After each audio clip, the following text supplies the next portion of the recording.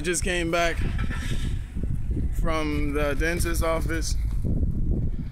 I feel a little woozy. I could have drove, but I made it a priority not to drive because I feel woozy again. But what they did was a cleaning, x-ray. I had a cavity. It's one in the back. My teeth, no! But whatever, I had a cavity. I had to get that cavity taken care of. And I'm planning on getting braces. I'm gonna get braces. Y'all gonna be like, what? What are you doing? I'm gonna get braces, man. I talked to the dentist and they was like, the insurance plan that I have will cover it. Not necessarily cover the whole thing, but it will help as far as like the payments and stuff. So like whatever, you know what I mean? Does that say Best Buy? So like, I don't think I'm gonna get, sorry about the shakiness. I know for sure I'm gonna get braces. And when that happens, if I'm able to record it, I'll record the whole thing. If I'm not, then I don't know why I just ran. I feel even more dizzy, man. Getting braces. The date that I set was this Friday. So this Friday, I have to speak to the orthodontist, I think. And then after I speak to the orthodontist, we'll figure out if I'm gonna get braces or not. What's up, boy? Chilling, man. Yeah. So yeah, man, you know, braces on the way. Get my teeth straight, finally. It's been like 10 years, 10 or so years before I even thought that it was possible. I didn't know the insurance I currently have would assist with it. I guess this is like, no, it can't be new. It's the same thing. So I have that planned today. What else I have planned today is, you know what I'm saying? I'm gonna go home, do some more reading on my solar energy stuff. After that, I'm gonna go to my brother's house. I'm gonna hang out with my brother for a little bit. But then again, I might not, because it depends on what his schedule looks like. If he's busy today, then I'm just gonna chill home. I'm gonna read, you know what I'm saying? I'm do a lot of reading. I want to try to get as far into that book, that Solar Panel for Dummies book. I'm gonna get more into it, or as far as I can possibly get, and then, sorry about the cough. My mouth, man, feels still kind of numb, but it's not as numb as when I got those. What are those shots called? I just got them. Whatever. I don't remember. But yeah. So I guess I'm gonna catch up with you guys later. I'm just in the park right now, relaxing a little bit, listening to some music. I'm about to start a reading session. I'm not gonna call it a reading session. I'm gonna start reading a little bit into the Word. Feed my spirit. Feed my spirit, feed my soul. But yeah, I was just thinking like to myself how men are, I'm not gonna say how a man should be. From what I just read right now I'm reading the book of Timothy.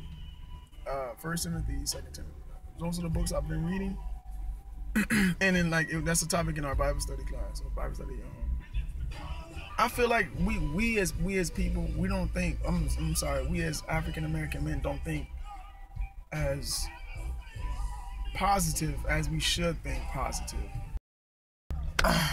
Testimony Tuesdays. No, I'm just playing. I'm not African American, I'm Haitian. Both of my parents are from Haiti. But I was born here in the United States of America. That's why I don't have an accent. But in my other videos, you can hear me speak Creole. Americans are like, yeah, he a Haitian. But Haitians from Haiti are like, and I've never been. Well, yeah, I'm gonna say Because I've never been to Haiti, but I've been close to Haiti. That makes sense? Like Dominican Republic. I'm just here. I hope to make this world a little bit better for African Americans, black people in general. Because the way we are, man, the way we treat each other, the way we talk to each other, the way we just are, it ain't cool, man. It's not how it should. It shouldn't be that way for none of us. But yeah, man. I guess I'm just trying to break down a review of what I read. You know what I'm saying? So I can look back on this someday. You know, I may not even. Yeah, so I can look back on this someday and just see where my mindset was at my current age. But mainly how I feel the world has become. But I was just like thinking to myself just now of like my childhood. I was just sitting here thinking like to myself, ain't nobody else around, right? But I was just sitting here thinking to myself like how, like growing up, I could have turned out a lot of different ways. I could have turned out either good or bad. You know what I'm saying? I'm a product of my environment. Me thinking about how as a kid, I remember I didn't have toys. I think about it now. I never had a gaming system, like a video game system. I never had one of those. I didn't have a Nintendo. I didn't have a Super Nintendo. I didn't have a Sega. I didn't have those. I didn't have like regular basic like G.I. Joe like toys. I didn't have any of those toys.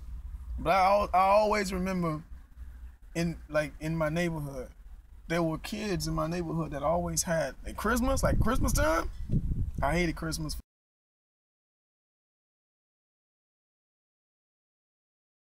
I try my best to sit as close as I can to the teacher in every class that I had.